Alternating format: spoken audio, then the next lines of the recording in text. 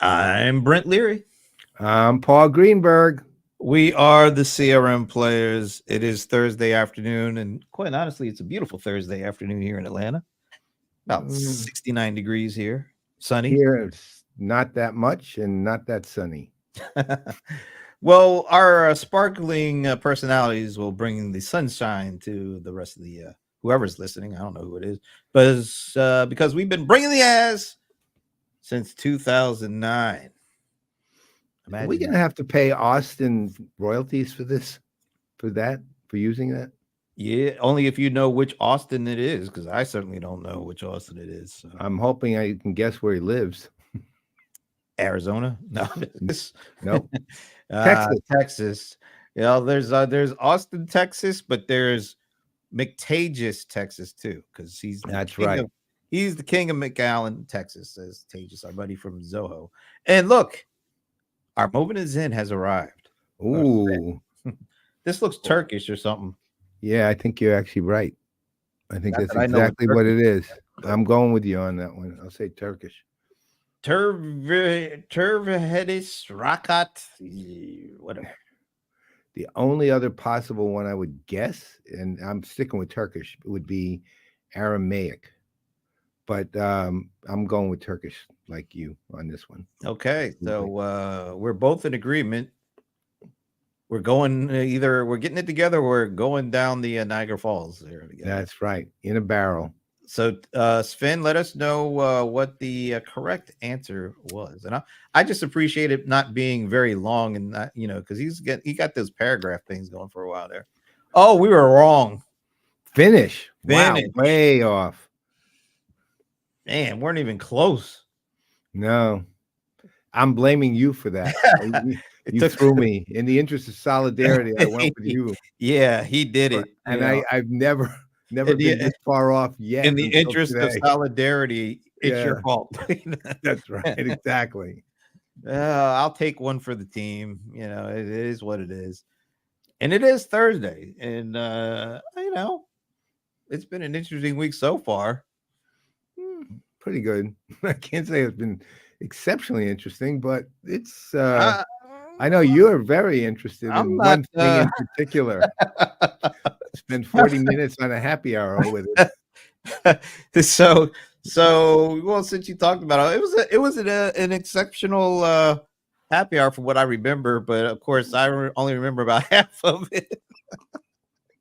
You want to talk about what happened on whatever you call it, happy hour? Because I No, don't know. might as well not because it's basically with you concentrating on one thing for 40, Well, yeah, 45 but minutes. I thought you guys were talking about something interesting. I just don't exactly know what it was, but Nah, this is not what this is one of those happy hours where I was ranting about Capital One, right? I mean, I just was I think I was just in a testy mood yesterday, ooh, right? Right. I literally was ranting about things. Basically, Capital One was my oh, biggest rant, and there's no point in right. repeating that. I'm trying to be today. I thought about this last night. The better person and not fall into oh, he's 74, he's turning curmudgeonly, right? He's turning not forget curmudgeonly. That's a nice word for it. No, you're He's really turning you're venerable, cranky, turning cranky. Right. cranky. So yeah, that's I was pretty cranky yesterday. That's what I would Well, say. you were a bit triggered by when I think the trigger was when I mentioned I literally just got this email from Discover, Yeah. and the subject line was something to the effect of A kind a kind something, a kind notice, notice. That was it. a kind notice. Brent. And it had my full name in it, which nobody ever uses my full name. So immediately you're suspect. And then a kind notice in front of that, I know. suspect went to guilty. Yeah, Okay. right. It's like a kind notice. We've just bought up Discover to become the world's largest credit card company, and now we can screw you, and you can't do a thing about it. Yeah, you kind of took it and ran from that Well, point. I ran with. Well, that's interesting. Now I suppose I'm trying to go this. Wait a minute. Why did I go this way? I have no idea. There's Maybe we like can. nothing. Oh, wait a minute. Should I go Well, this right way? now I just see me There I go. again. There you go. Nah, playing around with the Mix Effect Pro. Oh, you actually do? You're trying to use that thing to do what they do? I actually do. I do use it from time to time, but It's good. No, it's very good. It's just it's there's I a lot just to it. no, I just made a mistake and set my cameras wrong. So I went actually okay. So I'm gonna do this. Bam, it's gonna go black. Oh, it didn't go black. Oh, okay. No, I don't know why it didn't go black. nope. Nothing happened. And then box 2 should be camera 1. There it is. That's what I was. That's what I Oh, was. No, it did it. Now I got to switch back. If it'll let me switch back, there we go. Now I want to go to this. To this. All right, now that's no. great. Yeah, I hate that you have to keep setting this sucker up. Why can't it just stay with what I got? I hate know. every time I turn it on. I got to do this nonsense. I thought Now if you had the pro version, you could save everything. there's only one. It's Mix Effect Pro. I don't. It doesn't seem to be saving There's for me. There's It's a a big paid app, though. I don't want to make it sound like No, it's a great app, but I think there's a paid version of it. I know. I'm using the paid version. Yeah, Like so I know 39 how bucks. yeah, that's exactly it. And I thought there was a save thing in there. No, I haven't found the save thing yet. Maybe I got to keep digging or something. Anyway, it is a good app. I don't want to. Yeah. I don't want to take away from. Well, that's like this big trend lately. I think I also sent you that thing earlier today about the YOLO Box Ultra, and now it's got multicam, right? Multicam instant replay, right? With it, yeah, that's what I mean. I mean multicam, and then Photo Joseph and Alex Pettit and these guys who are big on ATEM mini, switchers are talking about multicam, and multicam seems to be the more advanced content creator trend and control of multicam, especially. So the Mix Effect Pro, the what do you call it, the YOLO Box Ultra, et cetera, are all pushing multicam something, so it's all coming together. As long as you can show me how to save my defaults and all that. Anyway, so yeah, no, I thought it was a really good. Actually, one of the things that came out of yesterday's happy hour is the discussion that we're probably going to have in about 20 minutes or so. Yeah, it's kind of why I was avoiding saying anything, because we literally will take away the show, and that's not a good idea. Hey, now this is somebody I always like hearing from. Larry, a fellow Rams fan. It's so few and far between that I actually get to, see something like that. But yes, hey, dude, we miss you on the happy hour. Come on back. He's too busy working or something. Forget work. It's not that important relative to the happy hour. Come on. He's selling that like AI kind of stuff or something like that. Yeah. Wow, I've never seen you do that one before. Is that a poof kind of thing? That's the cranky level number 1 as opposed to 8, which is where I was yesterday. Wow. Oh, I can dial it to 11. I've never been there though. All right, so yeah, wow, wait a minute. What did I load? I have no idea. I think I got the wrong thing. Stumped a grandmother. I don't think I got the right stuff. I'm looking because I don't want you to see. Oh no, I guess that's right. All right, I got the right one. It's weird.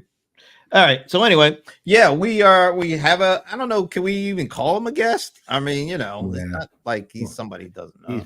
He's part of the crew, man. He's a player in residence. He is a player in residence. EIR. So we need to rejigger that program out of the way. Yeah, I've got a whole thing to talk to you about with that. So it's PIR on steroids. We'll bring him on, after we do the most important part of the show. We have to do that. Oh, what's that? The ending? Actually, he's actually a part of that too. So this is almost sort of his whole. He's on here almost as much as we are for the most part. You hear that voice, the golden smog voice. That's right.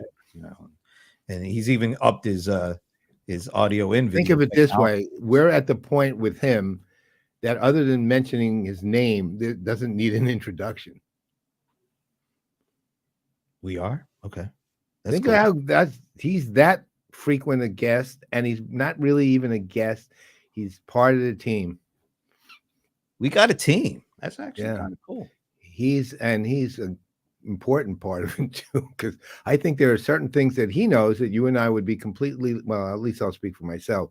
I would be completely lost without his guidance. I vouch for that. I vouch for that. But you know who else is part of the team? Well, I Uh, do, but I can name them too. But there's a lot of shows on PPN now. One of those shows was Whispered Insights ooh, with it's the erasable. No, no irascible. irascible. The erasable Esteban Wow, Kolsky. that's fantastic. Yeah, that I don't think he would like that one. Oh my as much. God, the We'll erasable. we'll stick with irascible. The erasable. That's even The better. irascible. I'm going to use that. Esteban, guess what? It was not only was it the irascible Esteban Kolsky on the latest episode of Whispered Insights, he was joined by the Brohammer. And as we know, the irascible EK was also, and very few people know this, a member of the bullpen group. Oh yeah, well yeah, I should have cued that picture, but yeah, we had a memory flash up on Facebook of something most people don't even remember and probably shouldn't remember. And in fact, I'd say most of the members of it don't remember. But I have a little clip from the latest Whispered Insights featuring the irascible one and the Brohammer. Check this quick clip out. Smart vendors, they really engage in very open discussions between their executives and analysts, and those discussions can get pretty heated sometimes, and it's really interesting. But it makes everyone smarter, right? And it's not like all the analysts agree with each other either. I mean, people disagree about topics on how we go forward. They even disagree on how effective AI is in certain scenarios. Let's have those debates. Those are highly beneficial, and the more we can have those, the better.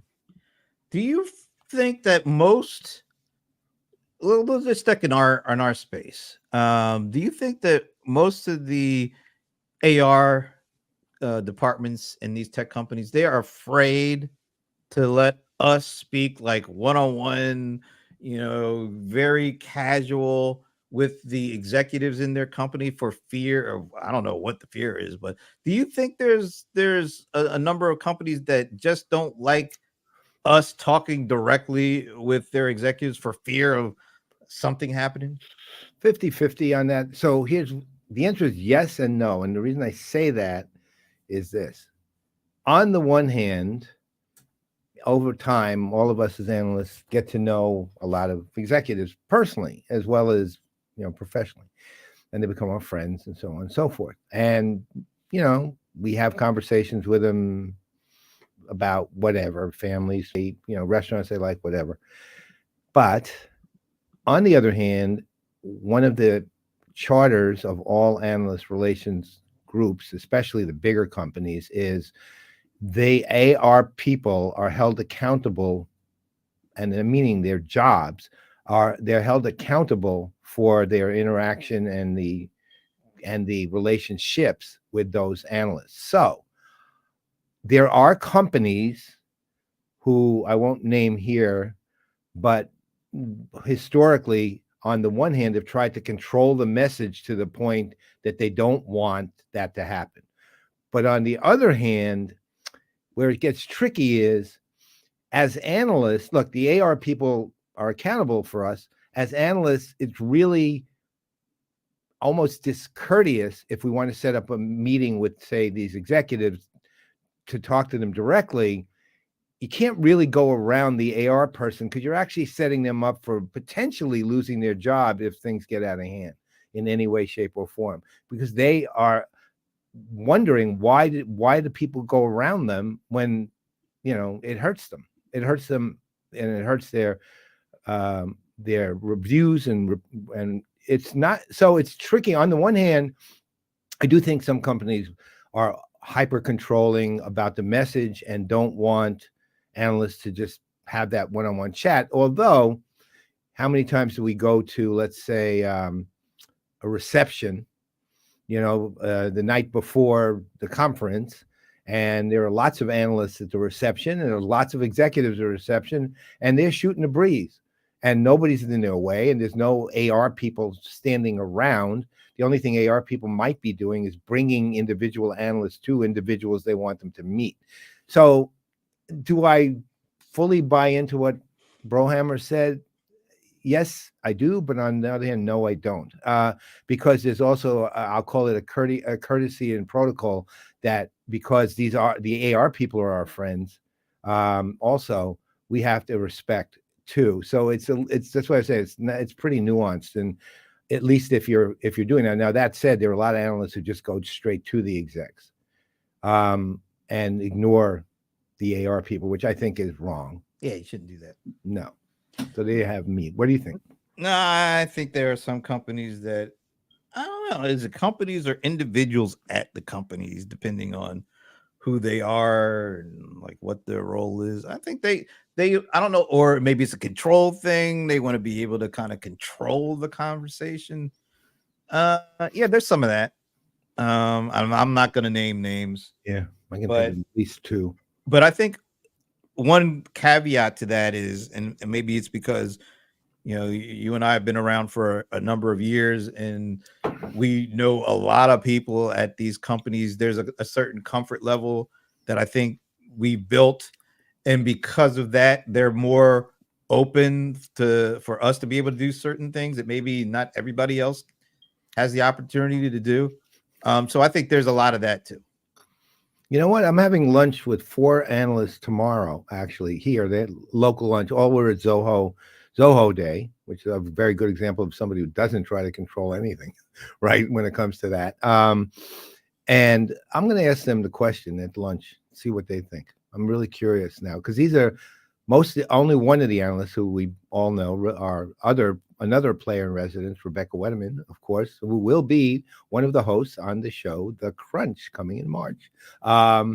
Rebecca is going to be at the lunch, and then 3 other analysts are going to be there too. So I'm going to ask them that question tomorrow. Oh, by the way, before we get to my favorite thing in the world to do ever, which is end the show. I do have. I want to talk about briefly our guest on EWPK coming up. I don't have all the details yet, but it's a leader on the practitioner side in the space industry. Her name is Chantel Baer. The Falcon missions for NASA were the missions that explored the moon, Mars, and beyond. She's responsible for the payloads on the Falcon 9, things like that. And she's going to be our guest. More details coming, but she'll be our guest on Wednesday. I think that's the 28th? Wednesday, February 28th at 7 p.m. Eastern Time. Really going to be fascinating. We're going to be talking about space, moon, Mars, her life, her history, and her how she got there too. And it's going to be pretty amazing. Cool. I can't tell you much about the Talking Headless episode yet. I'm still finalizing some details, but you'll still see a change in format slightly. Okay, well, whenever you lose your head, you can. Oh, that's every day of every minute of every day. All right, so you kind of, well, maybe I did too. I kind of mentioned that I was a bit distracted at yesterday's happy hour. There was something going on that's, hey, it's not just me that was interested. There were several people in TV and media that said that this particular company's earnings call may have been the most important earnings call in the last several years, if not a decade or so. And that was folks at Nvidia, because of what Nvidia seems to represent in terms of how far and how fast and how big the future is when it comes to generative AI. I saw somebody mention them as being like the company that is providing the picks and shovels in terms of like that gold rush kind of theme for the whole AI movement. So all eyes, including mine, were on that last night. Their earnings came in, and I'm going to use a little bit of my as I lead into the digging into scripts. Their earnings were killer, and this little chart here just the data center, which is the AI GPUs are just built upon all their stuff. Just look at this. All right. This is they just announced the Q4 23, 18.4 billion just in the quarter. But that's not the story. Well, that's part of the story. Yeah, that's a really good story, actually. But the other part is if you just go back a year, it was only 36 or 3.6 billion. So year over year, 3.6 to 18 billion. That's just insane. And this company has been around since I believe 93 or something like that. Yeah. And most people, I think, still maybe think of them in terms of, GPU for their gaming systems. Going to be buying one soon. But the funny thing about it is those same GPUs apparently were good for computing for AI and machine learning and all that kind of stuff. And apparently for crypto too. So who would have thought? So there's the CPU folks, and then there was the GPU folks. Intel is probably more well known for the CPUs. Has nothing to do with what's going on with the AI stuff here. It's the GPUs, and this is what's going on, and this is why. And let me just take a look. Let me see if I can do this. I think I'm going to do a real-time look to see. Oh man, my iPad went down for a second. I'm hopefully going to be able to bring up this slide. If my iPad, I hate when it goes, this mix effect thing is killing me. All right. This is the real time. Yeah, it's kind of small. You can't see that? I can, because you got the data center up. Oh, let me do this. Yeah. Let me Take that off. Take me off if you can. Go to Seoul. Oh, well, yeah. Let me do that. Don't do what I did. There you go. No. So this is the real-time number. Now, last night, this sucker closed at 674. It closed at 674 last night, and it was down like 20 points because people were nervous about what's going to happen if they don't hit the number or if it doesn't excite people enough. Well, as you can see, it's up 107 points, 15, almost 16% at the current time, and they're getting ready to hit like 2 trillion in market cap if things keep going the way they are. Why is their valuation listed as an F? Because people look at their actual like the financials, and they look at stuff like PE ratios, and so all their technical analysis, this doesn't make any damn sense to them. Yeah, well, but as you can see, growth and momentum. I don't know why momentum isn't an A+ here, but I haven't seen much momentum like this before. But anyway, what we're seeing is people are saying if these guys are killing it and they are the pick and shovel for, I guess I could bring myself and both of us back in here. If they're the pick and shovel for generative AI and they're killing it like they are, that's a strong indicator that this is not just hype. The people are, and you remember last week or 2 weeks ago when we were at the Zoho Day event, do you remember when Schroeder said that they have an order in for Nvidia that they haven't been able to get because the demand is just killer? That was a little sign, and I was like, wow, they aren't able to get it. And then when you see the numbers, it's just staggering what's going on and what that might mean. And I'm going to piggyback that onto if I can find it. Do I have it? I might not have it, but there was a quote from the CEO of SAP, Christian. What's his last name? Schneider? Klein. Christian Klein. He basically said, this is the biggest thing. This generative AI stuff is the biggest thing since the cloud. I mean, you think about all that's taken place. Even the cloud the mobile has taken place since that. And he said, hey, this is the biggest thing. And when you see what Nvidia just put out, and you marry it, and all the other thoughts that all the other tech CEOs are saying about this, yeah, this seems to be just the launching pad for what's about to happen. And it's hard not to agree with it. I can't. I'm never going to speculate. Is this bigger than the cloud? Is this bigger than mobile or any of that? That's stupid speculation, to be honest. Who cares? Who cares? It's what kind of impact it ultimately has. It has, right? And but the one thing that's becoming clearer and clearer and clearer is it's starting to seep into everyday life. And once that happens, it's ubiquitous, and it will be. You're talking about fundamental transformation of how people work and play and live. It'll be just different. And, people will worry about it. There'll be, Terminator references and things like that. But ultimately, human beings will figure out how to use it appropriately and with the guardrails it needs to make it valuable and useful. And civilization will continue on. And it's exciting. And again, it's a little thing for me. It's just a little thing, but it's not really little to me in terms of what it implies. I mentioned this on the happy hour yesterday too, which is Microsoft absolutely inculcating it into Windows 11. I mean, think about how many Windows 11 users there are, right? There's a lot. I don't know the number, but it's quite a bit. And I hope that's not Stump the Godfather, how many Windows 11 users there are. Nope. Good. And every one of them has access to Microsoft Copilot, free edition, of course, but it's pretty substantial. I mean, I use it routinely now rather than Google search.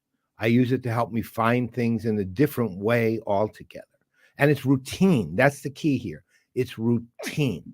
And the more routine these things become, the more companies like Nvidia and Microsoft and all these other companies who are just all in on it are going to flourish and prosper. And the more that's going to then provide some impetus to other companies, and the more human beings will just start using it in their everyday life. And ultimately, it's how it impacts that everyday life that matters more than any other possible reference point. I'll just say this: a lot of people are, and rightfully so, are saying, "Oh, this is happening too fast. This looks like Cisco all over again." And the only thing I'll say to that is Cisco was about, laying the pipeline.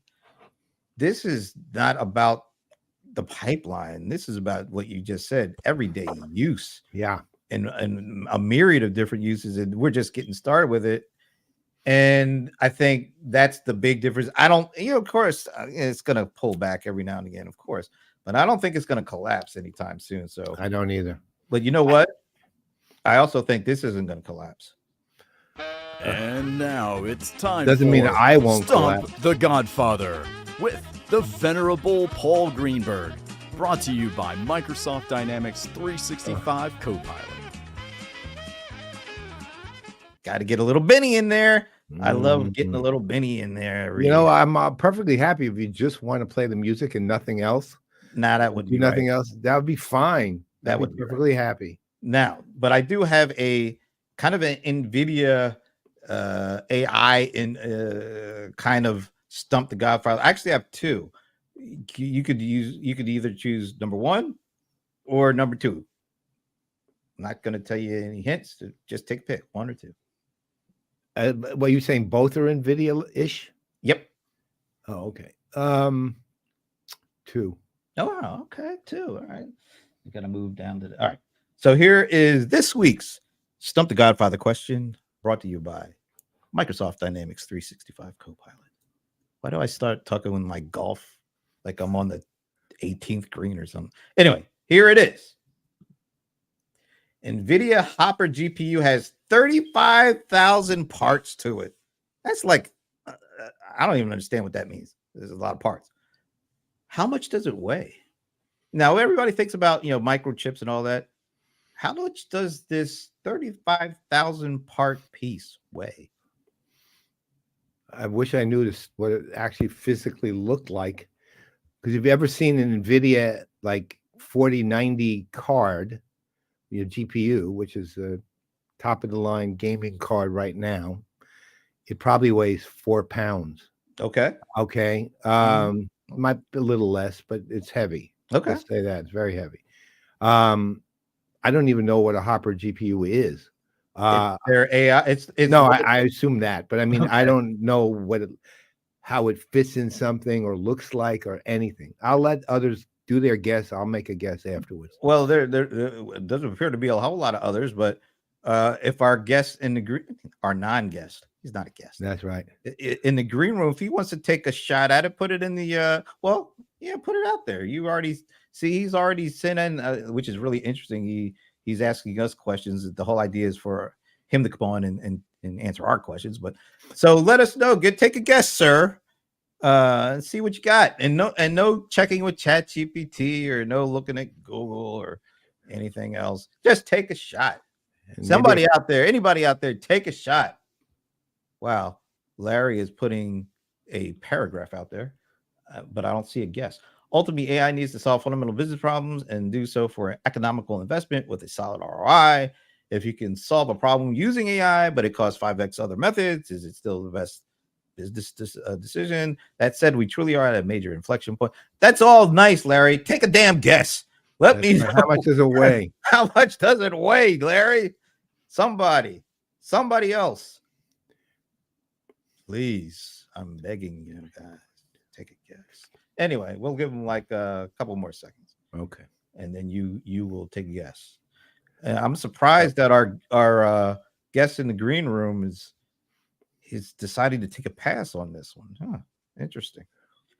I'm gonna have to ask him about that. Anyway, so the Venerable Paul Greenberg, what is your guess? Well, I'm assuming Larry came through with a guess. There's 20 pounds. That's okay. That's a hefty card. Yeah. You're not kidding. I'd like to see what machine that goes into. What I'm assuming is that it's ridiculously low because not that ridiculous. Ridiculously low. Because why put it in if it's like 80 pounds? That's 35,000 parts, 80 pounds. So what? So I have to assume it's ridiculously low. Like, on that little microchip that weighs an 1/18 of an ounce is 20 trillion, whatever that is. Right. So I'm guessing 3.25 pounds. It's less than even the 4090 GPU. 3.25. Okay. Why don't you just go like 3.14? Because we're doing prices right. You could do it. You could be pi. We're doing prices right. Right. Okay. Well, right. you're safely between Brian at less than 10 ounces and Larry that's at 20 pounds. So yeah, but if I'm not within a pound, then or less, I'm just not right. Are we adding new rules to the game here? I mean, okay. Well, I mean, all right, Larry is. See, you gave Larry time to now he's going from 20 pounds to 1.5. So, Larry, think of this. I'm only operating off a logic here, right? Like, why put on something unless it's exceptionally small or exceptionally huge? But if it's exceptionally huge, it's not even that interesting. It's ridiculous. So it should be now that may be overthinking, but you think? But yeah, but if it's like 15, 20 pounds, I would go 35,000 parts. So what? Okay, so microchips weigh nothing, and they have 1 trillion parts. So your final guess is 3.25 pounds. Our guests in the green room, you don't want to put out come on, man. Let's see, Brian Summer NBA weighs heavily on my mind. All right, Brian. So we've got Brian at less than 10 ounces. We've got Larry now at 1.5 pounds. We've got the Venerable Paul Greenberg at 3.25 pounds. The answer to the question, how heavy is the Nvidia Hopper GPU, which has 35,000 parts, by the way, is 70 pounds. So what? Big deal. That makes it uninteresting now. Why is it so uninteresting? This is the heart of the what runs all these AI generative AI stuff. It's the chassis that runs it all. 1,200 grams. Look, this is an American-based show. There, Larry. Alexa, how many pounds is 1,200 grams? It ain't 70. 200 grams is about 2 pounds 10 ounces. 2 pounds 10 ounces. You're slightly closer than your guess there. All right. Yeah, but it's like, the thing that makes these units super cool is how many parts you get on something that barely weighs anything, not something that you can't lift.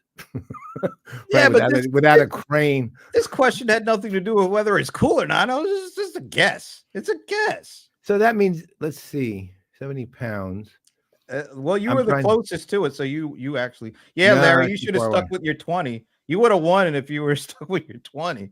But the answer is 70 pounds. That's so my answer to this, and this has been brought to you by Microsoft 365 Copilot.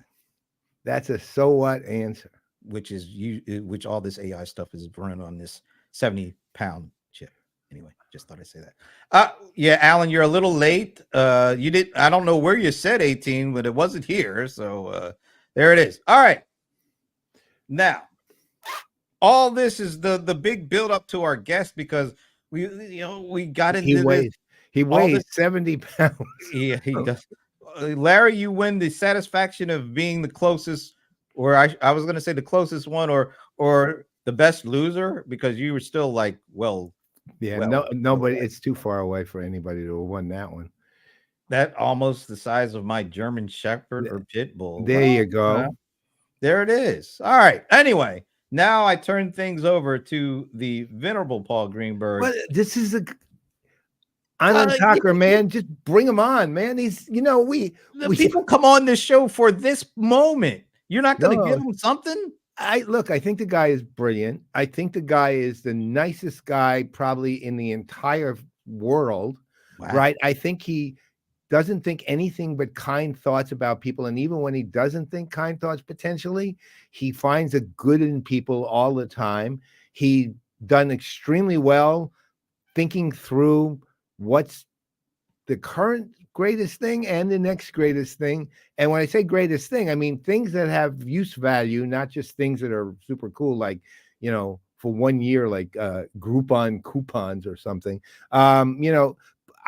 Anand Thaker, man, he's a play in residence. He's a reason why he's part of our team. He is a person who gives me and Brent advice that we actually listen to, as opposed to don't hear and don't listen to, which is another way we do it. Right. So we do that with a lot of people, by the way. Yeah. We do not listen to a lot. A lot of people don't even try to give us advice. Right. So don't listen to us. So, and I'm too old to take that much advice at this point. So, but on Anand's part, and Anand's what? 30 some odd years my junior, but I still listen to the guy, right? So let's just bring him on. I mean, I want to bring him on, but here's my stipulation. I'm gonna ask him the first question. All right, so here he is, the golden smog of CRM, the Midas of Martech, GTM advisor, Anand Thaker. It's great to be back. It's like you have more shows every time I'm actually back here. Another 3 or 4 coming. All right, so here's my first question. It comes from Anand Thaker. He says AI is at a tipping point. Me too. What do you feel that statement means to you? So what does that statement mean to you? I've been giving that some thought, to be honest. I mean, on one hand, Brent, you and I are thinking about tipping point as in when's the stock price going to go back down for Nvidia, or does it mean it's about to accelerate? So that's one perspective, certainly, when you think about tipping point, but we're also talking about, how are people leveraging, hey, Rebecca. She doesn't say hi to me. She doesn't say hi to Paul. She says hi to Anand. And I bet that was Patrick saying hi, but I digress. Continue on. I did send treats. There you so. go. But one, the other aspect, and I think we've all been, talking about this and revolving around this, is how much has this been very democratized into other people's hands? And if the assumption is that if this AI, capability is in people's hands, this would create some new momentum, a new tipping point, et cetera, et cetera, et cetera. So I think that's what they're talking about. But honestly, it's hard to say, because there are people who use generative AI, but there are so many different AIs that are being developed for different purposes. As a matter of fact, Nvidia is very popularized for using Gen AI, and that's where all the 70-pound chips. It's giving me like nostalgia for back in the day when I've actually worked on Cray supercomputers, believe it or not. Probably the youngest guy. And the only reason I got to work on it because I had small fingers, so I can get in there and do some maintenance work at the time. So I was You could run for volunteer that. president. But we're talking about what are we talking about? We're talking about how people are able to improve their capabilities and productivity as a result of a lot of this AI, right? I've always, certainly a lot of people have talked about. Can you Hopefully can you you can hear me a up little your better. volume, by the way? Yeah, I just want yeah. to, Let's see what we can do because here. How about Patrick that? wants How to does make that sound? sure. Are Yeah, we getting a little better Patrick. here? Yeah, that sounds good. Patrick Oh, wants that's to good. make That's good. sure. Okay. I've been yeah. playing with this setup for a while, so I guess I get Yeah. my chance to talk about the what's going on. So the what I was saying is that I've never been. This is my third wave of AI or some version of that, and never prescribed to the fact that AI is always out there to take over people's jobs. But the power in AI is how much productivity we're going to be seeing from other people in leveraging that, right? So I always have that saying, as you know, right? The technology only magnifies the people behind them. And if if the people behind them don't understand what they're trying to do or what their goals are or how to even evaluate what they're doing is right or not, then it doesn't matter what the tool is. And same goes for AI. If not, it's even more magnified. So I think of tipping point, if I were to make that statement, it's to say that the way that organizations are operating together are changing, right? Because of AI, the way that people are getting skilled, whether it's through formal traditional means like going to school and whatnot, or being able to reskill themselves in the vast amount of resources that are out there, and then being able to apply that and transforming their lives into a new direction or a new level. Those are things that I think are a tipping point. I think having Nvidia chips, or AMD chips in every organization and someone tinkering with them, that's not enough, right? There has to be a good utilization of that capability. And I hate to be cliche, but we're still in the early innings or the first quarter or whatever, in its infancy. In its infancy. Yeah, that's right. By the way, Patrick is a little late in answering the Stump the Godfather. Yeah, for some reason the comments are coming up late, I think. Oh, is that what's going on? I think so, because Alan's came up. He did say 18 came up just now. Take a look. Yeah, well, I saw that before. He said no. Alan said I said 18, but this is not a so comment that he said earlier. Yeah, that's weird. Well, you were still well off, Alan. So either way, you were all wrong. So Patrick was right. So the reason I didn't answer that other question, since we're talking about the question, the Stump the Godfather question, is that I've seen and I've tried to lift a H100 server, which is like one of their main one of their main deliverables to a lot of the companies. So if you hear about different tankers that have a bunch of server farms of AI chips sitting on them, that's the kind of thing. And I think there's one called Tokyo One, which is the new version of a supercomputer that has racks of these, kind of interconnected and whatnot. Those are, I mean, not only could I not move it, lift it, I couldn't even push it around or anything. It wasn't nailed down or anything. And they, while they weren't looking, I tried to, see what I could do with it. So I don't know what the poundage is that. It's got to be at least 200 pounds because I know I can push more than 180. So it's incredible. Like, we are seeing a great deal of weight. the gravity of things is playing a role. If I could use some wordplay there, but anyway. But to answer your question about the tipping point, that's how I see it, and maybe that's how they see it. But we've seen technology come and go, right? And how much of it truly gets utilized, truly becomes permeated. I think that story is still yet to be written. We're not there. So, actually going to the point that right now it takes, let's say, a 70-pound chip to do something effective with AI on some scale. The revolution in mobile was because we could put effectively an old mainframe on this, right? Meaning we could literally put it in our pocket. Whoops. So what happens every time I do that? My monitor decides to go off, right? So, but what happened with AI right now, we talked in the happy hour briefly yesterday about the device called Rabbit, right, which uses and has embedded engine called, was it Persistent, built into it, which is an AI driven search engine basically, but it also can take actions, and and the device is again handheld, right? Meaning, so my question though is, okay, if AI right now, to your point, is being driven by 70-pound microchips, right? So it's being driven by 70-pound GPUs. For it to be popularly accepted, is it something that needs something, let's say, I'll call it hardware miniaturization, or can it do without it and still be effectively mass implemented and utilized? Yeah, if since we're talking about crazy supercomputers and back in the day of things Right. being super heavy, I mean, how did people share that resource back in the day? Do you remember?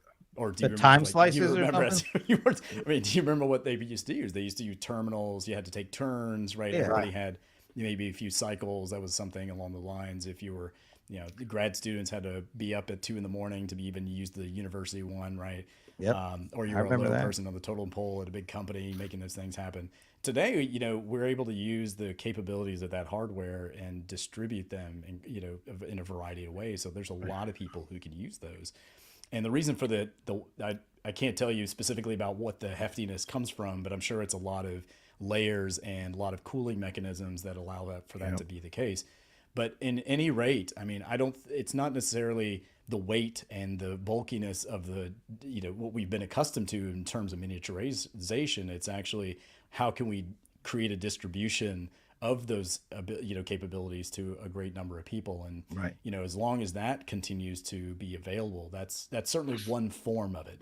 And I think, Paul, what you're talking about too is a little more over the horizon, which is where you start miniaturizing AIs for very specific purposes Yeah. or particular purposes, right? If you want it for everything from weaponization to healthcare, we're talking about like tricorders to, terminators to, if I could be, a little cynical about all this, but, or transportation capabilities or, safety, or, I mean, there's a lot of reasons smaller pieces of AI that have very specific purposes are, sort of the narrow AIs, right? They can be built into chips, and, there's Right. ways that they can be distributed in that way as well. So we're not going to see just one. We're going to see multitudes of versions of hardware that's going on today. But I think the most popular one right now is because of Gen AI and many others that are relevant or adjacent to that.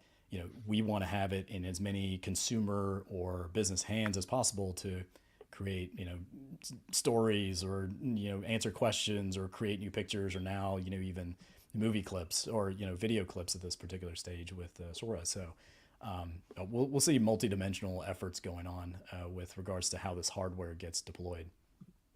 I want to go in a bit of a different direction because yesterday, during the happy hour, when I wasn't distracted with all this stuff, other stuff going on. You going to 120-pound chips now? No, I was thinking about this conversation I had recently with Shardul Vikram over at SAP about they kind of represent a lot of these big companies. I call them the tech titans, and how they're restructuring and I think one of the terms you used yesterday, Anna, was reskilling, but they put prompt engineering kind of at the center of their AI strategy.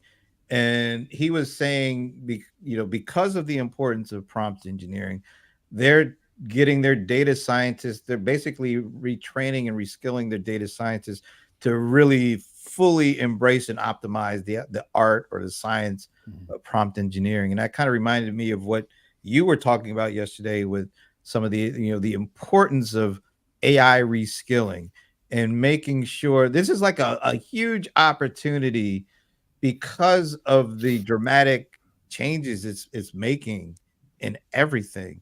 That there's a potential for, once again, certain folks to be left out of this process, and the opportunity to train people to be able to be a part of this is incredibly important. And you were talking about you want to kind of talk to that and kind of look at that as part of this whole thing. Everybody gets excited about the chips and the money, but it's people still play a role in this, and there's an opportunity to get some people who weren't really fully engaged in the previous tech drivers. Mhm. There's an opportunity to do that here. Maybe you could talk a little bit about that. Yeah, no, I think one of the things that we've done a great job of is we have a number of means to learn, right? More than ever before. Now, sadly, not everybody takes advantage of that as a result of that, but there are courses everywhere. People are offering different kinds of examples and templates, and now even you have data samples, which is always one of the hardest things about doing any kind of data modeling or algorithmic building or AI building has been trying to find data to test on and be able to build and train your models and train your AIs as a result of it. So I wanted to talk about two things. One is the definition of upskilling and reskilling. So upskilling is doing your job better, with this. And I think part of what he was talking about the other day was upskilling. That's part of it. I mean, I know he's talking about both dimensions here. Yep. And, with the related to upskilling is what we were talking about earlier, right? How can we be more productive in the work we do? If you're doing video production work, how do you slice and dice your clips the way you need to? Maybe you're doing creating emails, or you're doing a lot of communication work. I can use that as a template to start things, from the typical ChatGPT, perspective.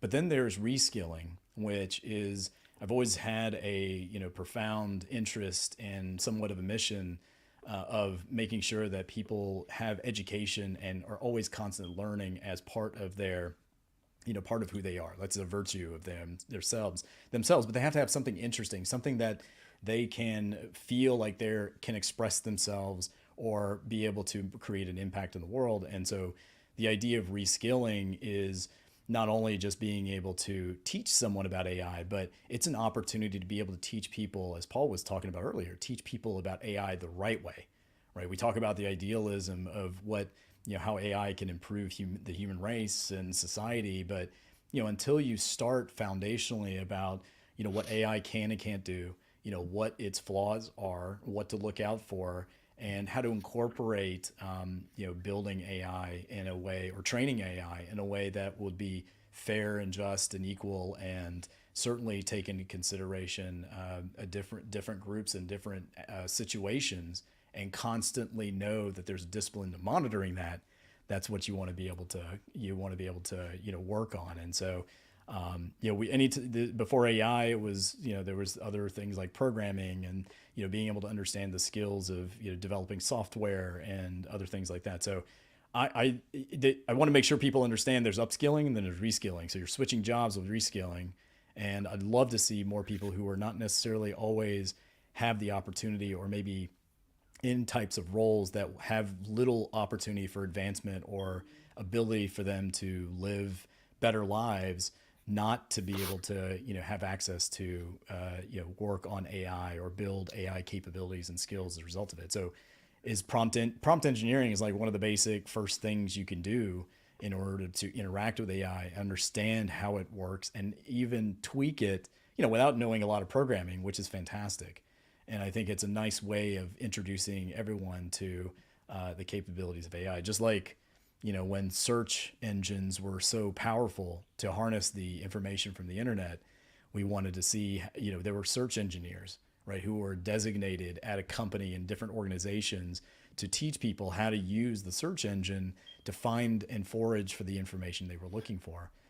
And so I think we're seeing a lot of the same thing again. Hopefully we start to be better about dispersing and providing that to a lot of people outside of just corporate organizations. Well, to your point, there's sort of there's probably more, but at least two obvious aspects to the right way on this. One is let's call it the technical right way, which I think they're already starting to address with RAG and everything else they're doing, and trust layers, like Salesforce has and so on. And then there's the ethical, moral right way too, right? Which is, not disadvantaging other human beings by your use of it. And I don't think what really there yet. I think a lot of people talk about it, but let's say that, it's interesting. The question becomes, I guess, is there an international forum that's going to be the foundation for standards that are being set for AI? Same way we had them with, what was it, WC3 and the internet so many years ago, right? And almost every time we hit some sort of big, globally impacting initiative of, especially in the technology world, there comes a group for standards. Now, on the other hand, I'm trying to remember what it was, but there was one that failed miserably, right? Because there were about 20 different, I'm literally blocking what it is, but I remember the process because there were like 5 different groups competing to be the standard, and they couldn't get themselves together to work together, and ultimately no standard emerged. There are standards for, there's a standard even for, well, I remember years ago, Oracle, IBM, Microsoft, and there were a couple of other organizations, I don't remember who they were building standards for, like, you'd sit in front of a computer, you would it was kind of driven by they would register basically your brain waves based on what you were seeing and so on and so forth. And they realized, well, we need standards before that thing becomes dangerous and intrusive. And they actually built standards that were to this day being adhered to, which you don't hear as much about. But, AI, obviously, let's say this, it's one that seems prone to necessity for a standard, but I wonder how it's going to actually happen. I don't know. I couldn't even, I have no thought. I don't see the process occurring in a way that is more moral and ethical and less competitive. Mm-hmm. Yeah, I think we tend to do these things when some sort of catastrophe happens, right? Or something that becomes a huge warning sign for us. And hopefully we don't wait for that, but it's just human nature, right? Hopefully it's just not as bad as it could be. And such a consortium, of organizations or countries or, a collective of collective of, people and whatnot really do sort that out. I think that would be awesome as a result of it. But, I think one of the things we talked about in the happy hour was like the Salesforce moment, right? And one of the I was going to ask about that. They break out. And, one of the things that I always thought about was one of the reasons they were really successful in that particular moment, partly was timing, right? We had a different business model. They adapted to that very quickly, but it was also a lot of the people that became users were native into the cloud. And so if we have a new generation of people who are leveraging AI on a daily basis, if my son's using ChatGPT or he's using AI to help do some of the work he's doing, or even just engaged in communication. I mean, it doesn't have to be schoolwork related, but if he's doing that already, then it's very possible that will be the generation that will be able to set up standards and whatnot. I don't think all of us necessarily would be the right folks because we just don't grow up with that. It's something new to us, but it's native to them, and I think that is something that is that'll be a transformative moment when some of that happens. Not to say that we shouldn't attempt it or try it or work on it or at least lay the foundations of it and make several attempts and failures until we get it right. I mean, the only reason I have a little hesitance on that, even though I generally agree, it's usually the generation that grows up with it that ultimately makes the decisions on how it's going to be, things like that are going to be done, was WC3. None of us grew up with that. That's true. Right? And WC3 was baby boomers and Gen Xers for the most part, right, putting it together. Literally none of us grew up with the internet, right? So it started, and WC3, because it was actually very successful, came along early, right? So I mean, I don't know if that's a appropriate amount. What's the generation after Gen Z? Actually, I don't remember. Is it? There is one. If somebody in the chat would love to bring it up. I thought remember they went to something with the A alpha. I think they went back. That's back right. to A. All right. Now. Yeah. I mean, by what you're saying, they were likely to be the one, right? Yeah, right. Well, the category 5 alpha. Yeah, and I've thought about that too. I agree with you. Back then, the people who set up WC3, there weren't that many people who were on the internet and they were developing web standards. Today, everybody's almost using AI in some capacity or another. So the dynamics are incredibly different, which means you have to get a lot of people on board with that, right? And today we have a lot more people who are engaged in the process, whether they're formally a part of it or not. So I think it's going to have to be a larger group of people that are going to really want this. And unfortunately that comes with consequences and benefits as well as a result of it. But no, I hear what you're saying about that. Yeah. By the way, Sven, the answer to that is generation nobody at all. I don't know what, Sven. It's been like years since we even thought about generation this. nobody at all. Right. So Anyway, and this has been a great conversation. Yep. Yeah, we'll want to do this. Let's see. It's after 4:00. Let's see what we ended up with here. Bam, and then I go like this. up $4. It's just still going up. What is So it actually ended no, at that's a year. Okay. no, I it thought that ended was at today. no. No, The day's today. range is 742 to 785, and it ended at its high basically. It's And incredible. And It it says it's closed last night at 672 or So thereabouts. it's up 110.55 for today. Yeah, so it closed yesterday at 674, and it closed today at 785. I wanted to point out this one thing. Look at the rating summary. And I mean, not everybody knows about, Seeking Alpha necessarily, but the quants, they use a lot of algorithmic, a lot of algorithms and even AI to, determine their next decision. And right now it's showing hold because it's based on not sentiment, but it's actually based on fundamentals.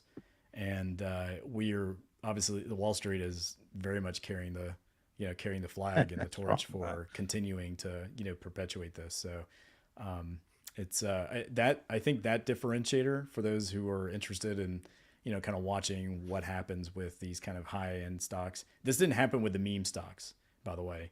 Wall Street was negative, quants were negative, and people were still buying, right? That's a little bit different from, an organization that makes some very substantial, very impactful, technologies or products or offerings. So, definitely keep it in mind if you're interested in that kind of thing.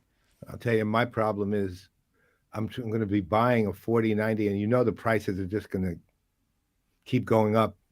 And I'm doing it just for gaming, but it's going to cost all this money you're making, Brent, is going to cost me. Right. Oh, check this out. Michael Klein, I hadn't even looked at this lately. So since Sora came back, wow, so that's really impacted Adobe. So I hadn't even looked at that. I know it was down pretty significantly yesterday, but I hadn't put one and one together, if that's due to the Sora announcement. Yeah, by the way, that seems Sora an stuff is overreaction. crazy. Yeah, I that sounds like know. a knee-jerk reaction, quite frankly, because Yeah. I mean, there's a lot still to be. We're on page one. United of Sora. breaks guitars. We're Right. on That's- page one of Sora, so Right. we'll see how that plays out. All right. It's wonderful This has talking to been you great. both as always, and Yeah. we'll have to get together and do this again. Absolutely. And by the way, yes, Sven, you're right. It is the Rams generation. Anyway, That's right. on behalf of the Golden Smog, the Midas of Martech, Anand Thaker, I'm Brent Leary. I'm Paul Greenberg. We are the CRM Playaz. She is Minnie. Oh, yes, We she will is. See you next week.